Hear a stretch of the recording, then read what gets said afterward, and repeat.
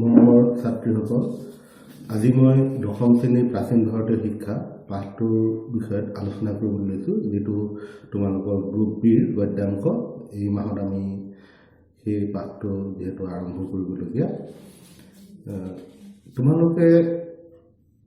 ৰামায়ণ মহাভাৰতৰ কাহিনী পঢ়োঁতে পুৰণি কালত আমাৰ দেশত ছাত্ৰসকলে গুৰুগৃহত থাকি পঢ়া শুনা কৰাৰ কথা নিশ্চয় পঢ়িছা। তেতিয়া তেওঁলোকে সেই সময়ৰ একোজন গুৰুৰ তত্ত্বাৱধানত থাকি সেই সময়ৰ প্ৰচলিত শিক্ষাসমূহ গ্ৰহণ কৰিছিল। অৰ্থাৎ আজিৰ পৰা বহু বছৰৰ আগৰে পৰাই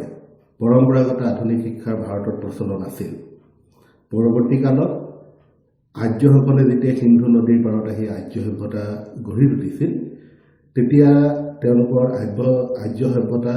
বিকাশৰ কালছোৱাতেই বৈদিক শিক্ষাকো আমাৰ শিক্ষা ব্যৱস্থা অন্তৰ্ভুক্ত কৰিছিল। আৰু এই গোটেই কথাখিনিকে সাঙুৰি বিশেষকৈ প্ৰাচীন ভাৰতীয় শিক্ষা ব্যৱস্থাৰ এটা দীঘলীয়া পাঠ তোমালোকক খুব চমুতে লেখকে ইয়াত সন্নিৱিষ্ট কৰিব বিচাৰিছে। গতিকে ইয়াত তেওঁ নিৰ্দিষ্ট কেইখনমান সেই সময়ৰ পুৰণি বিশ্ববিদ্যালয়ৰ প্ৰচলিত শিক্ষা ব্যৱস্থা আৰু বিশ্ববিদ্যালয়সমূহৰ পৰিচয় সম্পৰ্কে তোমালোকক ইয়াত সামান্য আভাস দিবলৈ যত্ন কৰিছে। গোটেই প্ৰাচীন ভাৰতীয় শিক্ষা বুলি কওঁতে তোমালোকে গোটেই পুৰণি কালৰ শিক্ষা ব্যৱস্থাটোৰ বিষয়ে ইয়াত হয়তো সামান্য আভাসহে পাবা। আৰু দ্বিতীয় কথাটো হৈছে যে আমি প্ৰাচীন ভাৰতীয় শিক্ষা বুলি কওঁতে আমি বৰ্তমানৰ ভৌগোলিকভাৱে যিখন ভাৰতবৰ্ষ, এই ভৌগোলিক ভাৰতবৰ্ষ তোমালোকে জানা যে 1947 চনৰ 15 আগষ্টৰ তাৰিখে প্ৰাচীন ভাৰতখন দ্বিখণ্ডিত হৈছিল, ভাৰত আৰু পাকিস্তান। গতিকে আমি প্ৰাচীন ভাৰতীয় শিক্ষা পাঠটো পঢ়োঁতে আমি পুৰণি ভাৰতৰ সেই মানচিত্ৰখনৰ কথা মনত ৰাখিম, য'ত বৰ্তমানৰ ভাৰতৰ উপৰিও এটা সময়ৰ বাংলাদেশ আৰু পাকিস্তান অন্তৰ্ভুক্ত আছিল। গতিকে এই গোটেই পাঠটিত মই প্ৰথমতে উল্লেখ কৰিছোঁ যে তোমালোকৰ পাঠটোত প্ৰথম আৰম্ভ কৰোঁতে তেওঁ যিটো শব্দ ব্যৱহাৰ কৰিছে যে আৰ্য শিক্ষাৰ মূল মন্ত্ৰ মুখ্য লাভ, অৰ্থাৎ আৰ্য শিক্ষানো কি? এই আৰ্য শিক্ষা শব্দটোৱে আচলতে সেই সময়ৰ বৈদিক শিক্ষা বুজাইছে। লগতে ইয়াত তোমালোকক কৈছে যে আৰ্য শিক্ষাৰ মূল মন্ত্ৰ মুখ্য লাভ, পাঠটোৰ প্ৰথম বাক্যটো। এতিয়া মুখ্য শব্দটোৰ অৰ্থ হৈছে মৃত্যুৰ পিছত জীৱৰ আত্মাই সংসাৰৰ বন্ধনৰ পৰা ৰক্ষা পোৱাৰ উপায়। এই প্ৰসংগটো যিহেতু আধ্যাত্মিক চৰ্চাৰ বিষয়, গতিকে আমি ইয়াত আলোচনা সীমাবদ্ধ ইয়াতে ৰাখিছোঁ। এতিয়া আহোঁ পাঠৰ প্ৰসংগলৈ। পুৰণি কালৰ পৰা ভাৰত বিশ্বৰ ভিতৰতে জ্ঞান সঞ্চাৰ কেন্দ্ৰৰ বিন্দু হিচাপে সৰ্বাধিক চৰ্চিত হৈ আছিল। আৰু ইয়াত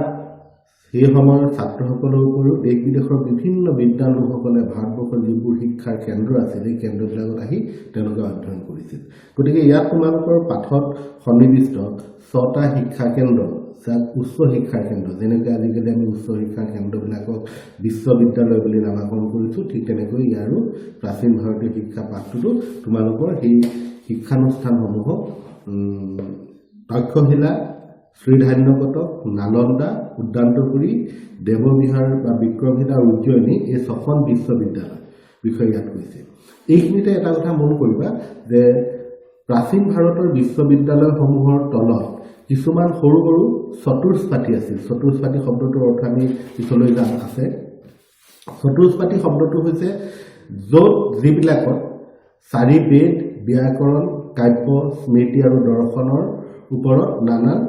শাস্ত্ৰ পঢ়োৱা হৈছিল। অৰ্থাৎ এই চতুষ্পাঠী হৈছে বেদ অধ্যয়নৰ পাঠশালা বুলি এক প্ৰকাৰ তুমি ক'ব পাৰা। গতিকে তক্ষশিলা বিশ্ববিদ্যালয়ৰ তলত তোমালোকৰ পাঠতো উল্লেখ আছে যে কেইবাখনো চতুষ্পাঠী আছিল আৰু তাত 18বিধ শিক্ষা দিয়া আছিল। এতিয়া বিশেষকৈ এই বিশ্ববিদ্যালয়বিলাকত কি কি বিষয়ে শিক্ষা দিছিল তোমালোকৰ পাঠটোত উল্লেখ থকাৰ উপৰিও তোমালোকৰ পাঠত তক্ষশিলা বিশ্ববিদ্যালয়ৰ বিষয়ে কওঁতে ভাস্কৰ বিদ্যা, চিত্ৰাংকন, মূৰ্তিকতা, আয়ুৰ্বেদ আদিৰ বিষয়ে কৈছে। তাৰ উপৰি মই প্ৰসংগতে আৰু কেইটামান কথা কৈ থৈছোঁ। সেইকেইটা হৈছে যে ইয়াত বেদৰ যেনেকৈ শিক্ষা দিয়া হৈছিল, ভাষাৰ শিক্ষা দিয়া হৈছিল, ব্যাকৰণৰ শিক্ষা দিয়া হৈছিল, দৰ্শন, আয়ুৰ্বেদ,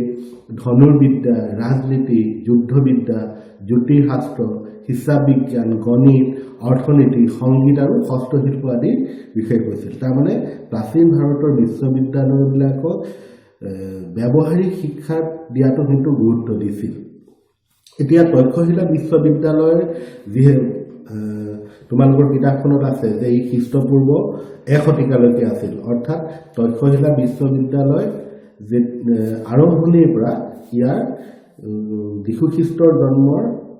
100 বছৰ আগলৈকে ইয়াত আছিল যীশু খ্ৰীষ্টৰ জন্মৰ আগৰখিনি আমি খ্ৰীষ্টপূৰ্ব বুলি কওঁ আৰু যীশু খ্ৰীষ্টৰ জন্মৰ পিছৰখিনি আমি খ্ৰীষ্টাব্দ বুলি কওঁ এই তক্ষশিলা বিশ্ববিদ্যালয়ত প্ৰায় 10,000 ছাত্ৰৰ অধ্যয়ন কৰা তথ্য আছে আৰু ইয়াত তোমালোকৰ কিতাপতো উল্লেখ আছে যে ইয়াত চাণক্য পাণিনি চৰক জীৱক আদি বিভিন্ন সেই সময়ৰ প্ৰাক্তন ছাত্ৰ যিসকলে পৰৱৰ্তী কালত ভাৰতৰ বিভিন্ন ক্ষেত্ৰলৈ উল্লেখযোগ্য বৰঙণি আগবঢ়াই গৈছে চাণক্য আছিল বিখ্যাত কৌটিল্যৰ অৰ্থশাস্ত্ৰ যিখন আমাৰ ৰাজনীতি বিষয়ে এখন বিখ্যাত পুথি সেইকাৰণে তেওঁ প্ৰখ্যাত অৰ্থনীতিবিদ বুলি ক'ব পাৰি পাণিনি আছে অষ্টাধ্যায়ী ব্যাকৰণ নামৰ এখন ব্যাকৰণ প্ৰণেতা তেওঁ আছিল এজন ব্যাকৰণবিদ ঠিক তেনেকৈ চৰক আছিল এজন চিকিৎসক তেওঁ এখন আয়ুৰ্বেদৰ গ্ৰন্থ লিখিছিল চৰক সংহিতা ঠিক তেনেকৈ জীৱক আছিল প্ৰথম শল্য চিকিৎসক মানে যিজন আজিকালি যেনেকৈ আমি বিভিন্ন ধৰণৰ অপাৰেশ্যন যিসকল ডক্টৰে কৰে সাৰ্জন বুলি আমি কওঁ তেওঁলোককে অসমীয়া শল্য চিকিৎসক বুলি কয় আৰু এই বিশ্ববিদ্যালয়বিলাক বিশেষকৈ তক্ষশিলা বিশ্ববিদ্যালয় এতিয়া পৃথিৱীৰ প্ৰথম বিশ্ববিদ্যালয় বুলি ক'ব পাৰি আনুষ্ঠানিক বিশ্ববিদ্যালয় এটা তক্ষশিলা বিশ্ববিদ্যালয় ক'ত আছে তক্ষশিলা বিশ্ববিদ্যালয় বৰ্তমান পাকিস্তানৰ অন্তৰ্গত পাঞ্জাব প্ৰদেশৰ অন্তৰ্গত ৰাওলপিণ্ডি নামৰ এটুকুৰা ঠাইত আছিল আৰু ই প্ৰথম অৱস্থাত হিন্দু শাস্ত্ৰৰ যেনেকৈ আমি বেদৰ কথা কৈছোঁ বেদৰ যেনেকৈ বেদ সম্পৰ্কীয় বিভিন্ন শাস্ত্ৰৰ লগত সম্পৰ্কিত জ্ঞান তাত যেনেকৈ ছাত্ৰসকলক দিছিল ঠিক একেদৰে যেতিয়া পৰৱৰ্তী কালত লাহে লাহে যেতিয়া ভাৰতবৰ্ষত বৌদ্ধ ধৰ্মৰ প্ৰচাৰ আৰু প্ৰসাৰ আৰম্ভ হ'ল তেতিয়া ইয়াত বৌদ্ধ ধৰ্ম সম্পৰ্কীয় শিক্ষা দিবলৈ লৈছিল আৰু বৌদ্ধ ধৰ্মৰ শিক্ষা দিবলৈ লোৱাৰ সময়তে ইয়াত পৃথিৱীৰ বিভিন্ন বৌদ্ধ ধৰ্মাৱলম্বী দেশৰ বিখ্যাত যিসকল পণ্ডিত তাৰমানে ইয়াত এটা কথা আছে যে ইয়াত পণ্ডিতসকলো ছাত্ৰ হিচাপে আহিছিল আৰু তেওঁলোকে নিজে জনা কথাখিনিও ইয়াৰ ছাত্ৰসকলৰ লগত তেওঁলোকে বিনিময় কৰিছিল জ্ঞানৰ বিনিময় কৰিছিল গতিকে তেওঁলোকে আহি ইয়াত বিভিন্ন ধৰণৰ শিক্ষা লোৱাৰ কথা সেই সময়ত আমি পাওঁ তাৰোপৰি এইখিনিতে আৰু এটা কথা মই তোমালোকক কৈ থব বিচাৰিছোঁ যে আমাৰ যেতিয়া ফাহিয়ান এজন চীনা পৰিব্ৰাজক ফাহিয়ানৰ বিষয়ে আমাৰ ইতিহাসৰ পাঠত উল্লেখ আছে ফাহিয়ান এজন চীন পৰিব্ৰাজক আছিল তেওঁ এজন বিখ্যাত পণ্ডিত আছিল যেনেকৈ তোমালোকে ইউএন চাং বা আমি হিউএন চাঙৰ নাম তোমালোকে যেনেকৈ সুধিছা আমি পৰৱৰ্তী নালন্দা বিশ্ববিদ্যালয় সম্পৰ্কে পঢ়োঁতে হিউএন চাঙৰ কথা আমি পাম ফাহিয়ানে তেওঁ নিজৰ টোকাত এই তক্ষশিলা বিশ্ববিদ্যালয়ৰ বিষয়ে কৈছে ঠিক আছে গতিকে ইয়াত তক্ষশিলা বিশ্ববিদ্যালয়ৰ এই প্ৰেগাফটোত আমি কেইটামান প্ৰশ্ন ইয়াত উত্থাপিত হ'ব আমি পৰৱৰ্তী আলোচনাত সেই প্ৰশ্নকেইটাৰ কথা আলোচনা কৰিম লগতে ইয়াত থকা বিভিন্ন সন্ধি বিষয়ক তত্ত্বৰ বিষয়ক সমাজ বিষয়ক শব্দ আছে সেইখিনি মই এই আলোচনাটোৰ শেষত তোমালোকক ক'ম কিন্তু যিহেতু এই পাঠটো আমি একেদিনাই গোটেইখিনি সামৰি লোৱা নাই ইয়াত মই দুটা পৰ্যায় কৰিছোঁ আজি মাত্ৰ মই দুখন বিশ্ববিদ্যালয় সম্পৰ্কীয় কিছু কথা আৰু ব্যাকৰণ সম্বন্ধীয় প্ৰশ্নখিনি তোমালোকৰ ক'বলৈ বিচাৰিছোঁ দ্বিতীয়খন বিশ্ববিদ্যালয়ৰ বিষয়ে আমি আৰম্ভ কৰাৰ আগতে সেইখন বিশ্ববিদ্যালয় হৈছে নালন্দা বিশ্ববিদ্যালয় খ্ৰীষ্ট ৫ম শতিকাৰ পৰা দ্বাদশ শতিকালৈকে আছিল বুলি কোৱা হৈছে প্ৰায় ৭০০ বছৰ কালি বিশ্ববিদ্যালয় চলিছিল নালন্দা বিশ্ববিদ্যালয় বৰ্তমান বিহাৰৰ অৱস্থিত আছিল ইয়াতো একেধৰণে বৌদ্ধ ধৰ্মৰ যেতিয়া তোমালোকে জানা যে বিহাৰ আছিল ভাৰতবৰ্ষৰ বৌদ্ধ ধৰ্মৰ উত্থানৰ মূল প্ৰাণকেন্দ্ৰ গতিকে ইয়াত বৌদ্ধ ধৰ্মৰ শিক্ষাৰ উপৰিও হিন্দু দৰ্শন বেদ ধৰ্মতত্ত্ব অৰ্থশাস্ত্ৰ চিকিৎসাশাস্ত্ৰ ব্যাকৰণ শিল্পকলা ভাষাতত্ত্ব আয়ুৰ্বিজ্ঞান আদিৰ শিক্ষা দিয়া হৈছিল আৰু নালন্দা বিশ্ববিদ্যালয়খন পৃথিৱীৰ প্ৰথম আৱাসিক বিশ্ববিদ্যালয় আছিল তোমালোকে এটা কথা ইয়াত কৈছে তোমালোকে লেচনটোত কৈছে যে ইয়াত কোনো খৰচ নলয়াকৈ শিক্ষাদান কৰিছিল অৰ্থাৎ ইয়াত বিনামূলীয়া শিক্ষা দিয়াৰ ব্যৱস্থা আছিল আৰু সেইকাৰণে এই বিশ্ববিদ্যালয়খন বিশেষকৈ মৌৰ্য বংশ ভাৰতৰ সেই সময়ৰ কেইটামান বিখ্যাত শাসকীয় বংশ আছিল মৌৰ্য বংশ গুপ্ত বংশ পাল বংশৰ ৰজাসকলে ইয়াৰ পৃষ্ঠপোষকতা কৰিছিল অৰ্থাৎ ইয়াত খৰচ তেওঁলোকে ৰজা ঘৰৰ পৰা দিছিল ইয়াতো নানান বিষয়ৰ শিক্ষা দিছিল তোমালোকৰ কিতাপখনত আছে আৰু নালন্দা বিশ্ববিদ্যালয়ৰ বিশেষকৈ যিটো পুথিভঁৰাল আছিল তোমালোকৰ কিতাপখনত ইয়াত কৈছে যিটো পুথিভঁৰাল যিটো নতলি আছিল আৰু তাত নামটো আছে ৰত্নদধি তাৰ উপৰিও নালন্দাত মই এনে তোমালোকে জানিবৰ কাৰণে কৈ থৈছো নালন্দা বিশ্ববিদ্যালয়ত আৰু দুটা পুথিভঁৰাল আছিল যি দুটাৰ এটাৰ নাম আছিল ৰত্নসাগৰ আনটোৰ নাম আছিল ৰত্নৰঞ্জন এইটো কিতাপখনত নাই যদি এনেই তুমি জানিব লাগে কাৰণে মই কৈ থৈছো ৰত্নদধি ইয়াৰ পুথিভঁৰালটো আৰু সেইটো আটাইতকৈ ডাঙৰ পুথিভঁৰাল আৰু তাৰ লগত আৰু দুটা পুথিভঁৰাল নাম ইয়াত তোমালোকক মই জানিবৰ কাৰণে কৈ থৈছো নালন্দা বিশ্ববিদ্যালয়তো প্ৰায় 10,000 ছাত্ৰ অধ্যয়ন কৰিছিল আৰু 2,000ৰো অধিক ইয়াত শিক্ষক আছিল ইয়াত 100টা শ্ৰেণী একেলগে বহিব পাৰিছিল তেওঁলোকে ইয়াৰ নালন্দা বিশ্ববিদ্যালয় সেই সময়ৰ পাঠ্যক্ৰম অতি উন্নত মানদণ্ডৰ আছিল গতিকে অতি মেধাৱী ছাত্ৰসকলেহে ইয়াত অধ্যয়নৰ সুবিধা পাইছিল সেইকাৰণে তোমালোকৰ কিতাপখনৰ এটা কথা কৈছে যে তাৰ অৰ্থাৎ নালন্দা শিক্ষাৰ আদৰ্শ ইমান উচ্চ আছিল যে কম ছাত্ৰহে তাত প্ৰৱেশ লাভ কৰিছিল অৰ্থাৎ এই কথাখনৰ পৰা আমি গম পাওঁ যে নালন্দা বিশ্ববিদ্যালয়ৰ শিক্ষাৰ মানদণ্ড অতি উন্নত মানৰ আছিল আৰু নালন্দা বিশ্ববিদ্যালয় সম্পৰ্কে সেই সময়ৰ যেতিয়া অলপ আগতে আমি কৈছো যে বৌদ্ধ ধৰ্মৰ ইয়াত যেহেতু শিক্ষা দিছিল গতিকে সেই সময়ৰ চীন দেশ এখন বৌদ্ধ ধৰ্মাৱলম্বী দেশ এই চীন দেশৰ সেই সময়ৰ পৰিব্ৰাজক ইউএনচাঙে ইয়াত যুগশাস্ত্ৰ অধ্যয়নৰ কাৰণে আহিছিল আৰু তেওঁৰ টোকাত এই নালন্দা বিশ্ববিদ্যালয় সম্পৰ্কে উল্লেখ আছে এতিয়া নালন্দা বিশ্ববিদ্যালয় ধ্বংসৰ সম্পৰ্কত এটা কথা বিভিন্নজনে কয় যে তুৰ্কী আক্ৰমণকাৰী বখতিয়াৰ খিলজী যেতিয়া ভাৰণ আক্ৰমণৰ সময়ত এই বিশ্ববিদ্যালয় ধ্বংস হ'ল বুলি কথিত আছে গতিকে ইয়াত আমি জানিবলগীয়া কেইটামান কথা যে নালন্দা বিশ্ববিদ্যালয় কি শিক্ষা দিয়া হৈছিল তোমালোকৰ কিতাপখনত আছে বেদ চিকিৎসা অংকশাস্ত্ৰ আৰু যোগশাস্ত্ৰ কথাটো কেলৈ আহিছে যে পিছত তোমালোকে এটা লাইন উল্লেখ কৰিছে এই বিশ্ববিদ্যালয়ত চীন দেশৰ পৰিব্ৰাজক ইউএনচাঙে যোগশাস্ত্ৰ পঢ়িছিল তাৰমানে ইয়াত যোগশাস্ত্ৰৰ শিক্ষা আছিল লগতে ব্যাকৰণ আছে ইয়াত এটা লাইনত সেই কথাটো উল্লেখ আছে যে ইয়াত কোনো খৰচ নলয়কৈ শিক্ষাদান কৰিছিল আৰু ইয়াত ব্যাকৰণ তৰ্কশাস্ত্ৰ চিকিৎসা শাস্ত্ৰ দৰ্শন শাস্ত্ৰ আধ্যাত্মিক বিজ্ঞানৰ শিক্ষা দিয়া আছিল যিটো অলপ আগতে মই কৈছোঁ তাৰমানে ইয়াত দিয়া শিক্ষাবিলাক হৈছে বেদ চিকিৎসা অংকশাস্ত্ৰ ব্যাকৰণ তৰ্কশাস্ত্ৰ দৰ্শন শাস্ত্ৰ আধ্যাত্মিক বিজ্ঞান তাৰপিছত যোগশাস্ত্ৰ দ্বিতীয়তে ইয়াৰ পুথিভঁৰালটোৰ নাম আমি মনত ৰাখিব লাগিব যিটোৰ নাম আছে ৰত্নদধি লগতে এই বিশ্ববিদ্যালয়ৰ যিজন অধ্যক্ষ শিলভদ্ৰ কথা কৈ আছে এইখিনিতে মই তোমালোকক এটা কথা কৈছোঁ শিলভদ্ৰ উপনামেৰে কিন্তু অসমৰ এজন বিখ্যাত সাহিত্যিকৰ নামো আছে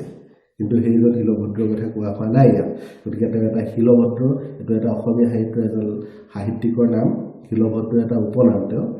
নিকনেম গতিকে সেইটো তোমালোকে বিচাৰি চাবা আজি মই তেওঁৰ নামটো নকওঁ গতিকে এই শিলভদ্ৰৰ নামটো ক'ৰবাত পালে তেওঁৰ কথা তোমালোকে মনলৈ নানিবা এজন শিলভদ্ৰ হৈছে সেই সময়ৰ বিখ্যাত নালন্দা বিশ্ববিদ্যালয়ৰ অধ্যক্ষজনৰ কথা গতিকে এই দুখন বিশ্ববিদ্যালয়ৰ কথাবিলাক আমি ইয়াত ক'বলৈ যাওঁতে আমি দুটামান কথা এইখিনিলৈকে মই আকৌ এবাৰ তোমালোকক মনলৈ সোঁৱৰাই দিছোঁ যে আৰ্য শিক্ষাত মূল মন্ত্ৰ আছিল মুখ্য লাভ কি বুলি সুধিলে কওঁ আমি মুখ্য লাভ দ্বিতীয়তে প্ৰাচীন ভাৰতৰ বিশ্ববিদ্যালয়কেইখনৰ নাম আমি মনত ৰাখিব লাগিব সেইখন হৈছে তক্ষশিলা শ্ৰীধান্যকটক নালন্দা উদ্যান্তপুৰী দেৱবিহাৰ বিক্ৰমশিলা আৰু উজ্জয়িনী ঠিক আছে তক্ষশিলা বিশ্ববিদ্যালয়ত কেইবাখনো চতুষ্পাঠী আছিল চতুষ্পাঠী মানে আমাৰ বিভিন্ন বিষয়ত শিক্ষা দিয়া যিবিলাক বিভিন্ন তেনেকুৱা শিক্ষা কেন্দ্ৰ যিবিলাকক বেদ অধ্যয়নৰ পাঠশালা বুলি আমি কওঁ ঠিক আছে দ্বিতীয়তে ইয়াত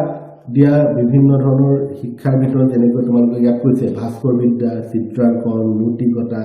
আন হাতেৰে কৰা বিদ্যা শিক্ষা ঠিক তেনেকৈ আয়ুৰ্বেদ যেনেকৈ অত্ৰে ঋষি আয়ুৰ্বেদ শিক্ষা দিছিল বুলি কৈছে গতিকে আয়ুৰ্বেদৰ কথা আমি কওঁ ইয়াৰ কেইজনমান বিখ্যাত ছাত্ৰৰ কথা আমি মনত ৰাখিব লাগিব সেইকেইজন হৈছে বুদ্ধদেৱৰ চিকিৎসক জীৱক কেতিয়াবা এটা সৰু প্ৰশ্ন সুধিব বুদ্ধদেৱৰ চিকিৎসক কোন আছিল তেতিয়া আমি জীৱকৰ কথা কওঁ হয়নে ঠিক তেনেকৈ